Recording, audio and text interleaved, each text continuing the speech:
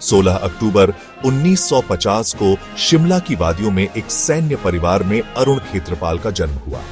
शिमला की खूबसूरत पहाड़ियों में उनका बचपन बीता, जहां देशभक्ति की भावना उनके दिल में गहराई से बसी। बचपन से ही देश सेवा का जज्बा उनकी रगों में दौड़ता था। वे हमेशा अपने खिलौनों के साथ सेना के खेल खेलते और तिरंगे के प्रति सम्मान दिखाते। पिता एम.एल. खेत्रपाल भारतीय सेना में एक इंजीनियर थे। उन्होंने अरुण को अनुशासन और कर्तव्य निष्ठा का महत्व सिखाया।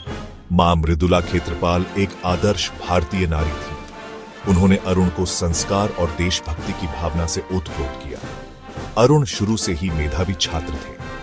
वे हमेशा अपनी कक्षा में अव्वल आते और शिक्षकों के प्रिय थे। उन्होंने अपनी प्रारंभिक शिक्षा सेंट एडवर्ड्स स्कूल, शिमला से प्राप्त की। इस स्कूल में उन्होंने न केवल शिक्षा बल्कि अनुशासन और नेतृत्व के गुण भी सीखे। आगे चलकर उन्होंने लॉरेंस स्कूल, सनावर में दाखिला लिया। यह स्कूल उनकी प्रतिभा को और निखारने का मंच बना। यहीं से उनके अंदर देश सेवा का जज्बा और प्रबल हुआ। स्कूल के विभिन्न कार्यक्रमों में वे हमेशा आगे रहते और देशभक्ति के गीत गाते। अरुण के पिता उन्हें एक डॉक्टर या इंजीनियर बनाना चाहते थे। वे चाहते थे कि अरुण एक सुरक्षित और सम्मानजनक करियर चुने, लेकिन अरुण का मन तो फौज में ही रहता था। वे हमेशा सेना की वर्दी पहनने और देश की सेवा करने का सपना देखते। उनके दादा भी प्रथम विश्व युद्ध में लड़ चुके थे।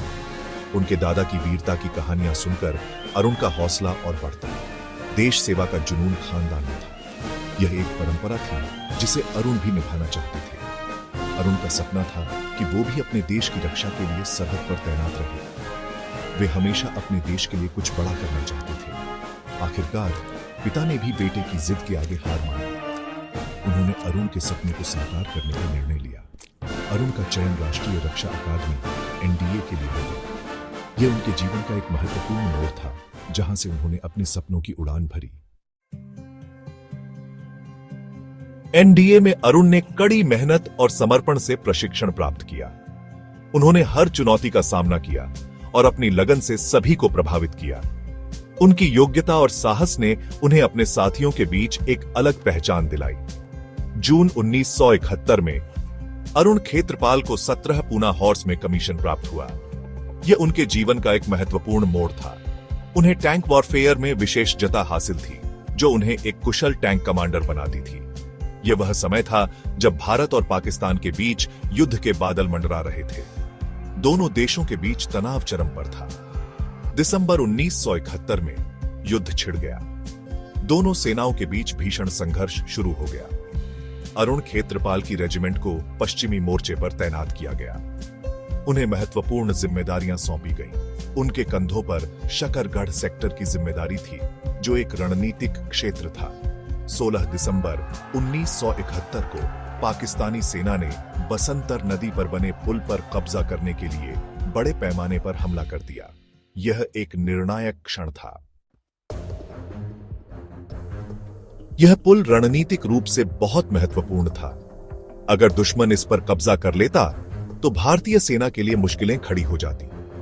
अरुण खेत्रपाल ने अपने टैंक फॉक्सट्रॉट के साथ डटकर मुकाबला किया। उन्होंने एक के बाद एक कई दुश्मन टैंकों को ध्वस्त कर दिया। उनकी बहादुरी और रणनीति को देखकर दुश्मन के होश उड़ गए। लेकिन इस संघर्ष में अरुण खेत्रपाल भी गंभीर रूप से घायल हो गए। घायल होने के बावजूद अरुण खेत्रपाल ने हार नहीं मानी। उनके शरीर से खून बह रहा था, पर उनकी हिम्मत और जज्बा अडिग थे। उन्होंने अपने साथियों को प्रेरित करते हुए कहा, no sir, I will not abandon my tank. उनके शब्दों ने सभी को नई ऊर्जा और साहस दिया। I will fight from my tank. उनका यह संकल्प दुश्मन के लिए एक चुनौती बन गया। अपने आखिरी सांस तक वो लड़ते रहे और दुश्मन को पीछे हटने पर मजबूर कर दिया। उनकी वीरता ने युद्ध का रुख बदल दिया। 21 वर्ष की अल्पायु में ही सेकंड लेफ्टिनेंट अरुण खेत्रपाल ने वीरगति प्राप्त कर ली। उनकी शहादत ने सभी को गहरा दुख और गर्व का अनुभव कराया। उनके इस अदम्य साहस और वीरता के लिए उन्हें मरणोपरांत भारत के सर्वोच्च सैन्य सम्मान परमवीर चक्र से सम्मानित किया गया।